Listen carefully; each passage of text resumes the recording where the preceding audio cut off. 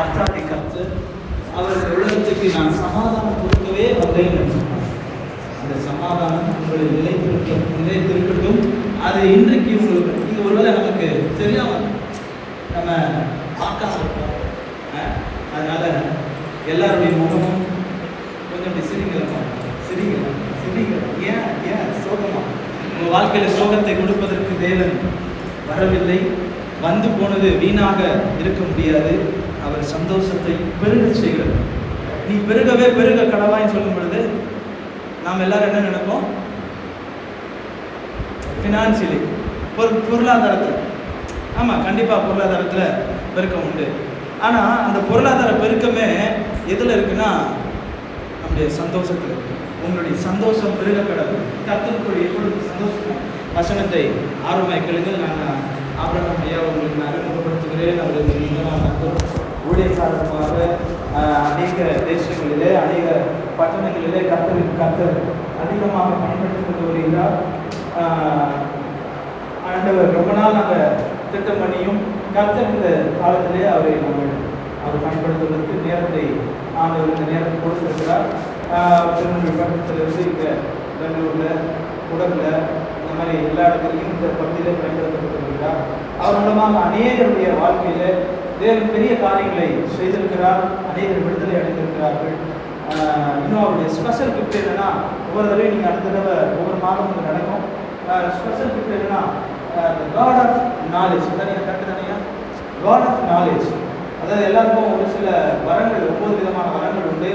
சீக்கிரமாக கொடுக்குற ஒரே நிமிஷத்தில் வரங்கள் உண்டு. அதில் ஒரு விசேஷித்தமான, எல்லா வரங்களும் விசேஷித்தமானவை. வேர்ட் ஆஃப் நாலேஜ், அறிவை உணர்த்தும் வரம் ஒரு வரம். இந்த வரம் என்னன்னா, இயற்கைக்கு அப்பாற்பட்ட காரியங்களை தேவன் மூலமாக நம்முடைய வாழ்க்கையில எதெல்லாம் இருக்கிறதோ, நாம் ஒருவேளை உணர முடியாத காரியங்களை, தெரிய முடியாத காரியங்களை அதை தேவன் நமக்கு தெரியப்படுத்துகிறார். அது எல்லாருக்கும் கொடுக்கப்படலை. ஒரு விசேஷமாக அந்த வரம் அவருக்கு கொடுக்கப்பட்டிருக்கிறது. நிறைய பேர் டிஜிஎஸ் அங்கில் தீர்க்க தரிசனம் சொல்லுவாங்க. அவர்கிட்ட இருந்தது வேர்ட் ஆஃப் நாலேஜ். ஸோ அதிகமாக அதை கர்த்தர் பயன்படுத்தி கொண்டு வருகிறார். இப்பொழுது நான் அதை அழைக்கிறேன். நேரம் ஆயிடுச்சு. தங்களை பற்றி அவர்களை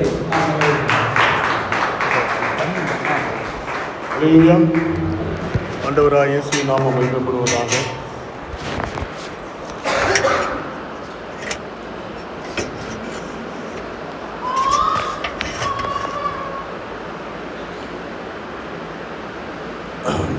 லூக்கா எழுதின சுவிசேஷம் 10வது அதிகாரம் 34வது வசனத்தை ஒருவர் வாசிக்கலாம். லூக்கா எழுதின சுவிசேஷம் 10வது அதிகாரம் 34 ஒருவர் வாசிக்கலாம்.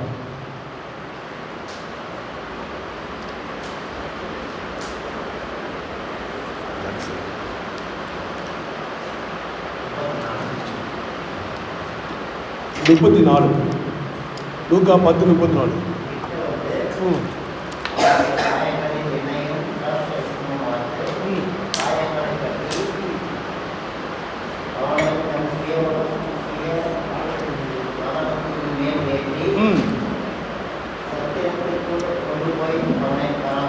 அவனை பராமரித்தான். மறுநாளிலே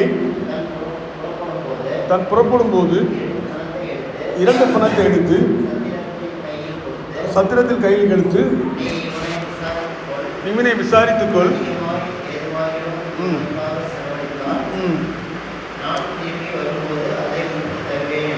அல்லேலூயா. இன்றைக்கு செய்தியுடைய தலைப்பு என்னென்றால், நான் உன்னை பராமரிக்கிற கிறிஸ்து. அல்லேலூயா, அல்லேலூயா. இங்க பாருங்கள், இவன் ஒரு நல்ல சமாரியன் கதை எல்லாருக்குமே தெரியும். இந்த நல்ல சமாரியன் எப்படி இருக்கிறான்? அடிபட்டு காயங்கட்டி கொண்டிருக்கிறான். ஒரு பக்கம் ஆசாரியன் செல்லுகிறான், ஒரு பக்கம் லேவியர்கள் செல்லுகிறார்கள்.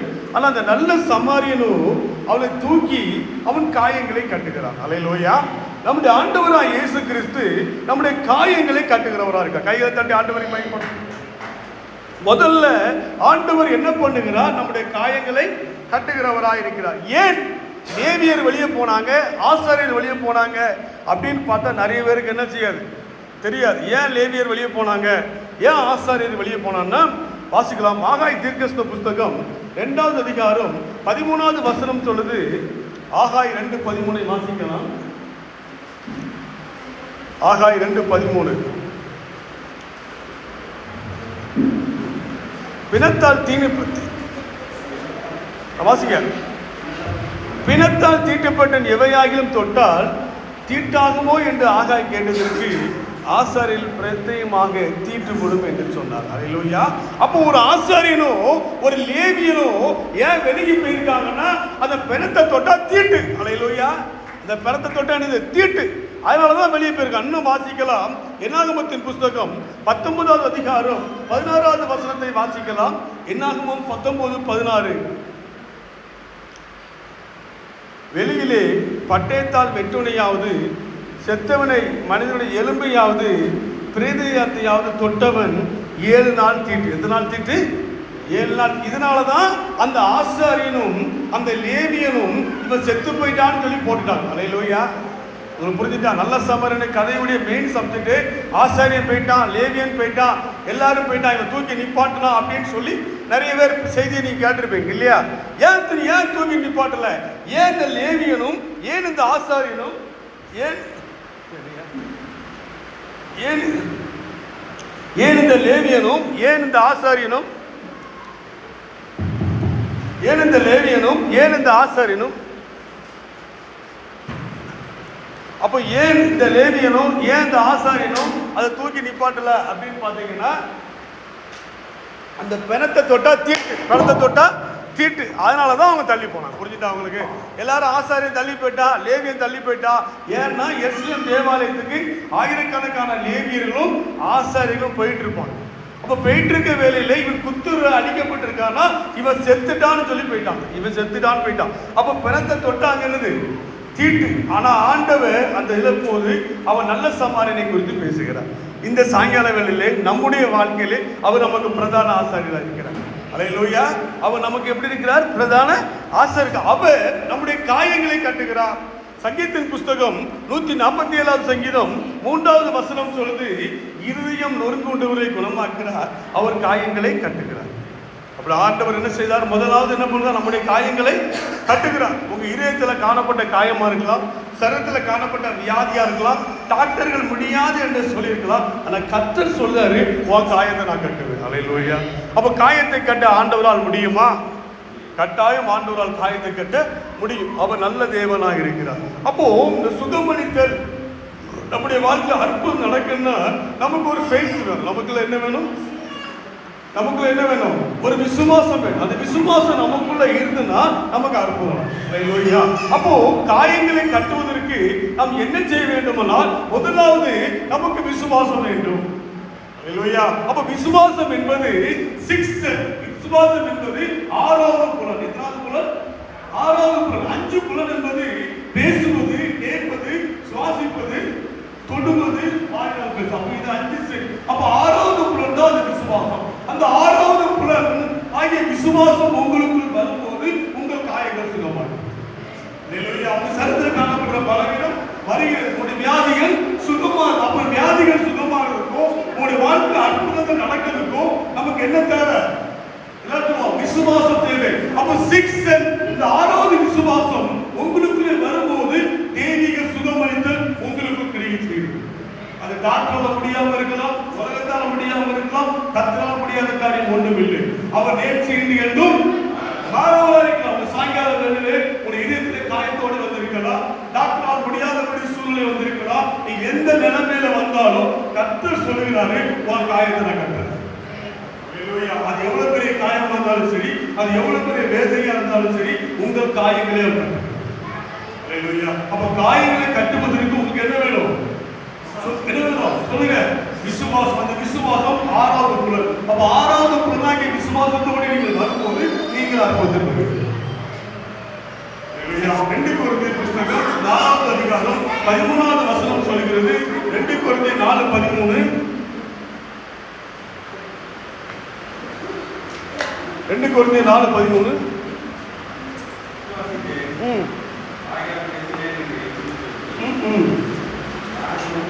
அந்த விசுவாசத்தின் ஆவியை உடையவர்களாக இருக்கிறபடி நான் பேசுகிறோம். அப்போ உங்களுக்குள்ள விசுவாசம் வேணும்னு சொன்ன 6வது புலனாகிய விசுவாசம் உங்களுக்குள்ள வரும்போது உங்களுக்கு அற்புதம் நடக்குது. First point. அப்போ உங்களுக்கு 6வது விசுவாசத்தை வந்து நீங்கள் சொல்லும் போது தெய்வீக சுகம் உங்களுக்கு உண்டாகும். அல்லேலூயா. ஒரு கூட்டத்துக்கு வந்தாலும் சரி, எந்த மீட்டிங் வந்தாலும் சரி, விசுவாசத்தை தூண்டுவது தேவனுடைய வார்த்தையே. அப்ப தேவனுடைய வார்த்தையை நீங்கள் கவனமாக கேட்டு அதை விசுவாசிக்கும் போது உங்களுக்கு அற்புதம் நடக்கும். அல்லேலூயா. அப்ப அற்புதத்துக்கு முன்பாக, அதிசயங்களுக்கு முன்பாக காயங்களை கட்ட வேண்டுமானால் நீங்கள் விசுவாசத்தோடு தேவனை அணுகும் போது அவர் உங்களுக்கு சுகத்தை கொடுக்கிறார். உங்கள் கட்டுகளை அறுக்கிறார், உங்கள் வியாதிகளை சுகமாக்குறார், உங்கள் பிரச்சனைகளை மாற்றுகிறார். பிரச்சனைகளை மாற்றுவதற்கும் காயங்களை கட்டுவதற்கும் உங்களுக்குள்ள விசுவாசம் இருக்கும். அல்லேலூயா. அப்ப ஆண்டவர் இந்த விசுவாசம் நமக்குள்ள இருக்கும் போது நீங்க ஒரு ரோஜாப்பூ வெட்டுவதுக்கு என்ன தேவை? கத்திரிக்கோள் தேவை. மரத்தை வெட்டுறதுக்கு என்ன தேவை? கோடாரி தேவை. மரத்தை வெட்டுறதுக்கு என்ன தேவை? கோடாரி தேவை. அப்ப மரத்தை வச்சுதான் கோடாரி வெட்ட முடியும் போல நீங்கள் விசுவாசத்தோடு ஜெபித்து கொண்டிருக்கும் போது நீங்கள் தெய்வீக சுகமளிப்பதை பெறலாம். புரிஞ்சுட்டா உங்களுக்கு? அப்ப தெய்வீக சுகமளிப்பதற்கும் விசுவாசத்துக்கு என்ன இருக்கு? சம்பந்தம் இருக்குது. விசுவாசத்தோடு சொல்லும் போது கத்தர். இரண்டாவது, நம்முடைய வாழ்க்கையிலே ஆண்டவர் கொடுத்த விசுவாசத்தை நாம் அறிக்கையிட வேண்டும் என்று சொல்கிறது. எபிரேயர் புஸ்தகம் 11வது அதிகாரம் 6வது வசனத்தை ஒருவர் வாசிக்கலாம். எபிரேயர் 11:6 வாசிக்கலாம். விசுவாசமானது நம்பப்படுற உறுதியும் காணப்படாத ஒரு நிச்சயமாயிருக்கிறது. அதான் வாசிக்கிறது. தேவனிடத்தில் சேருகிறவர் அவர் உண்டு என்றும் தம்மை தேடுகிறவருக்கு அவர் பலன் அளிக்கிறார் என்பதை அவன் என்ன செய்யணும்? விசுவாசிக்க. அப்ப விசுவாசம் உங்களுக்குள்ள வரும்போது உங்களுக்கு அற்புதம் நடக்குது. அப்ப தேவனிடத்தில் சேரு. 11:6 வாசிக்கலாம். எபிரேயர் 11:6. விசுவாசம் இல்லாமல் தேவனுக்கு பிரியமாய் இருப்பது கூடாத காரியம். ஏனென்றால் தேவனிடத்தில் சேருகிறவன் அவர் உண்டு என்றும் அவர் நம்ம தேடுகிறவருக்கு அப்ப பலன் அளிக்கிறார் என்பது விசுவாசிக்க வேண்டும். அப்படி விசுவாசம் உங்களுக்குள்ள வரும்போது தான் அற்புதம் நடக்குது. தேவன் நேற்று இன்று என்றும் மாறாதவராய் இருக்கிறார். அப்ப தேவன் மாறாத இருக்கும்போது நம்ம அவரை சுகமளிப்பதற்கு அற்புதம் செய்யணும்னா, நம்ம தடைகளை மாற்றணும்னா, நம்முடைய போராட்டங்கள் மாறினா இந்த ஃபெய்த்தோடு அவரை அணுக வேண்டும். எப்படி அணுகணும்? ஃபெய்த்தோடு அணுகணும். ஆண்டவரே எனக்கு அற்புதம் நடக்கட்டு, அற்புதத்துக்காய் சோத்திரம், அதிசயத்துக்காய் சோத்திரம், எனக்கு நீ ஹீலிங் தருவதற்காய் சோத்திரம் அப்படின்னு சொல்லி நீங்க விசுவாசத்தை சொல்ல சொல்ல உங்களுக்குள்ள தெய்வீக சுகம் உண்டாகும். தெய்வீக சுகம் உண்டாகிறதுக்கு ஒரே ஒரு காரியம் விசுவாசம். அப்ப அந்த விசுவாசம் உங்களுக்குள்ள இருந்துன்னா உங்களுக்கு அற்புதம். அப்போஸ்தலர் நடவடிக்கைகள் புத்தகம் 3வது அதிகாரம் 7வது வசனத்திலிருந்து வாசிக்கலாம். அப்போஸ்தலர் நடவடிக்கைகள் 3வது அதிகாரம் 7வது வசனத்திலிருந்து வாசிக்கலாம். அவனை வலது கையினால் தூக்கி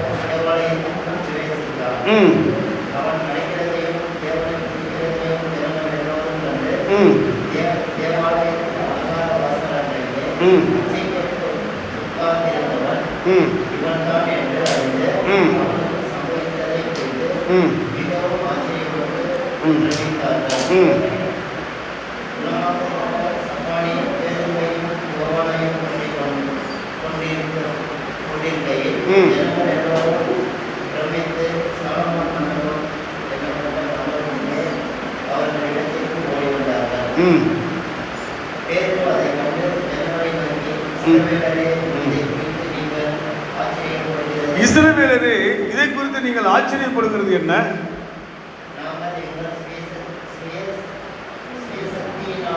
சுய சக்தியினாலாவது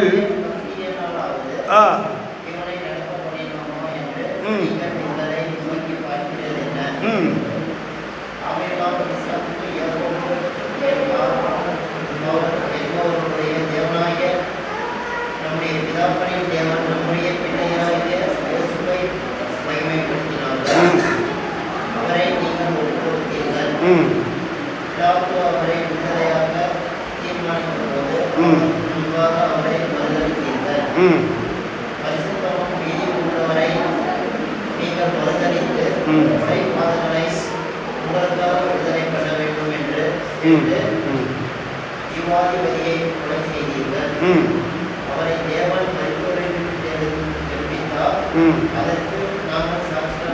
அவர் மரித்தோலிருந்து எழுப்பினார், நாங்கள் அது சாட்சியாக இருக்கிறோம். அப்போ தேவன் ஜீவிக்கிறார். இயேசு எப்படி இருக்கிறார்? ஜீவிக்கிறார். உங்களுடைய வாழ்க்கையிலே எந்த நிலைமையா இருந்தாலும், எந்த சூழ்நிலையானாலும் விசுவாசத்தோடு தேவனை அணுகும் போது உங்களுக்கு சுகமளித்தல் உண்டாகும். அது விசுவாசம் தான் உங்களுக்கு மெயினை தவிர வேற எதுவும் மெயினே இல்லை. அப்போ விசுவாசத்தோடு ஆண்டவர் சமூகத்தில் ஒரு முஸ்லீம் சகோதரர் சித்திரதுர்காவிலே நான் மீட்டிங் நடத்தி கொண்டிருக்கும் போது வந்திருக்கும் போது அவர் சொன்ன காரியம் என்னவென்றால், மனைவியும் அவரும் பிரிந்து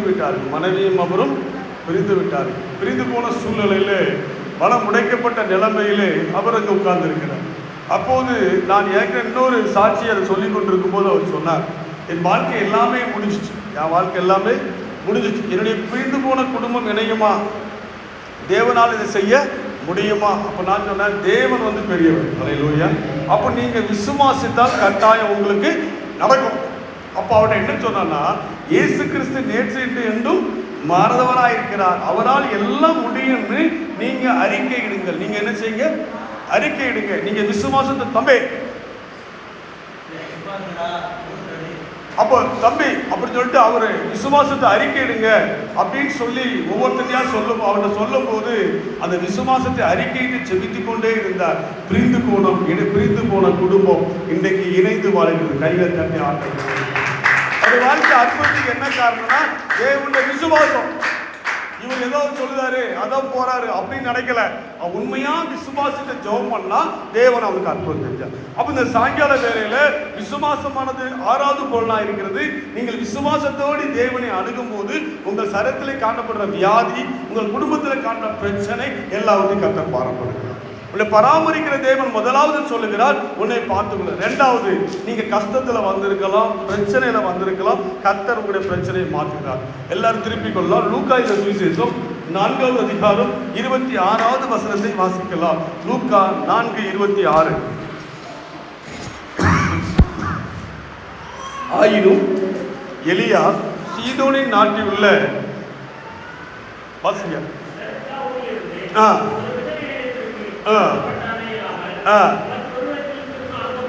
அல்லேலூயா. இங்க பாத்தீங்கன்னா சாரிபாத் என்ற விதவை வீட்டிலே தீர்க்கதரிசி செல்கிறார். அல்லேலூயா.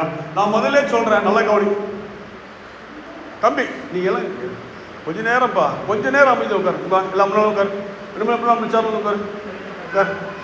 உட்கார். அது கீழே தள்ளி உட்கார். யாரும் பேசக்கூடாது, அமைதியா இருக்க. அப்போ இங்க தீர்க்கதரிசி நான் நல்லா சொல்றேன், உங்களுக்குள்ள விசுவாசம் இருக்கும் போது நீங்கள் அற்புதத்தை பெற முடியும். அல்லேலூயா. அப்போ இந்த விசுவாசம் தேவனையே கொண்டு வரும். அல்லேலூயா. எத்தனை பேர் விசுவாசிகள்? விசுவாசம் தேவனை என்ன செய்யும்? கொண்டு வரும். அப்ப இந்த சாரிபாத் என்ற விதவை வீட்டுல அவங்க வீட்டுல அப்பமும் இல்ல, தண்ணி இல்ல, அந்த குடிச்சிட்டு சாக போற நிலைமை. அல்லேலூயா. அப்போ தீர்க்கதரிசியை கர்த்தர் எங்க அனுப்புறாரு அப்படின்னு பாத்தீங்கன்னா, அதே 1 ராஜாக்கள் 17வது அதிகாரத்திலே 2வது வசனத்திலிருந்து வாசிக்கலாம். 1 ராஜாக்கள் 17:2 வாசிக்கலாம். 1 ராஜாக்கள் 17:2. கர்த்தருடைய வார்த்தை அவனுக்கு உண்டாயிற்று, நீ எழுந்து போய் கீழ்த்திசையில் போய் யோர்தானுக்கு நேராயிருக்கிற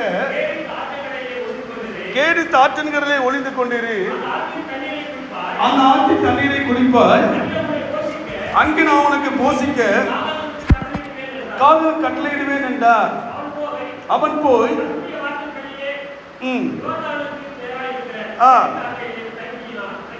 எங்கு தங்கியிருந்தான்? கேடித் ஆற்றினிலே தங்கியிருந்தான்.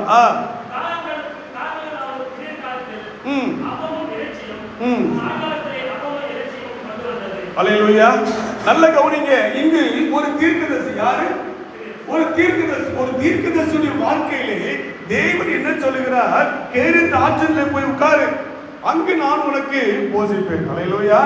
நான் அங்க உனக்கு பராமரிப்பேன். நல்ல கவனிங்க.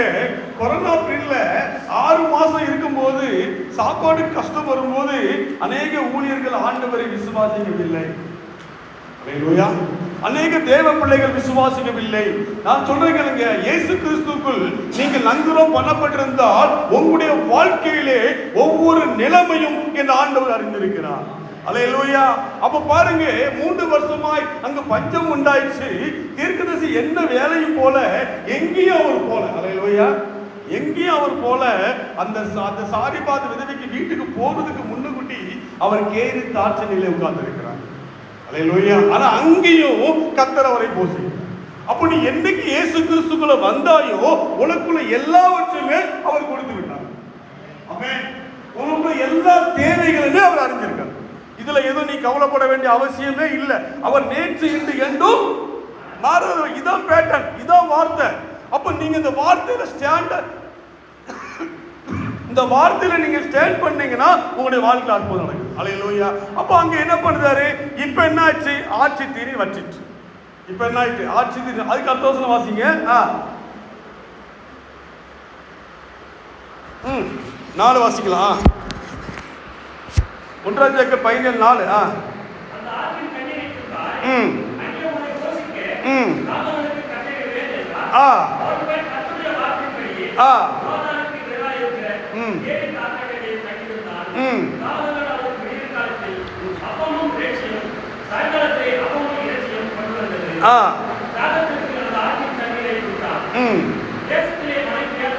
தேசத்திலே மழை பெய்யாதனால்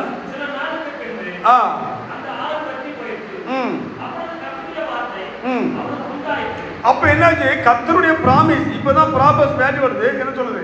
நீ எழுந்து போய் நல்ல சீதோனுக்கு அடுத்த சாரிபாத் வீட்டுக்கு போய் அங்கே தங்கிரு, நான் உன்னை பராமரிக்கும்படி அங்கே இருக்கும் விதவைக்கு கட்டளையிட்டேன். அல்லேலூயா. அல்லேலூயா. அப்ப பாருங்க, இவருக்கு கஷ்டம் இருக்கு தெரியும், இவருக்கு பிரச்சனை இருக்கு தெரியும், இவருக்கு எல்லா சூழ்நிலைக்கும் தெரியும். ஆனால் அந்த சாரிபாத் ஊரிலே அநேக விதவைகள் வாழ்ந்தார்கள், அநேக மனிதர்கள் இருந்தார்கள். ஆனால் தீர்க்கதரிசி எந்த வீட்டுக்கும் செல்லவில்லை. அல்லேலூயா. ஆனால் இந்த வீட்டுக்கு மட்டும் சென்றதற்கு காரணம் என்ன? இவளுக்குள்ளே உண்மையும் பரிசுத்தமும் காணப்பட்டது. அல்லேலூயா. அவளுக்கு எது காணப்பட்டுச்சு? உண்மையும் பரிசுத்தமும் காணப்பட்டுச்சு. இந்த சாயங்கால வேளையிலே நீ பல கஷ்டத்தோடு வந்திருக்கலாம், உன் வீட்டில் பிரச்சனைகளோடு வந்திருக்கலாம், நீ போராட்டத்தோடு வந்திருக்கலாம். ஆனால் தேவன் நிச்சயமுள்ளவராக இருக்கிறார். அல்லேலூயா. அவனை பராமரிப்பதற்கு அவர் தேவன் வல்லவராக இருக்கிறார். அவர் சொல்றாங்க, ஏற்கனவே எங்க பேசிட்டேன், சாரிபாத்துல நகரிட்ட பேசிட்டேன்னு சொல்லிட்டார். அதனாலதான் தீர்க்கதரிசி அந்த அம்மா ஏற்றுக்கொண்டு உனது வாழ்க்கையிலே எதை செய்ய வேண்டும் என்பதை ஆண்டவர் அறிந்திருக்கிறார். இப்ப என்ன செய்தாரு? தீர்க்கதரிசி வீட்டுக்கு தீர்க்கதரிசி வந்து அந்த சாரிபாத் வீட்டுக்கு போறா. வாசிக்கலாம். அவர் அப்படியே எழுந்து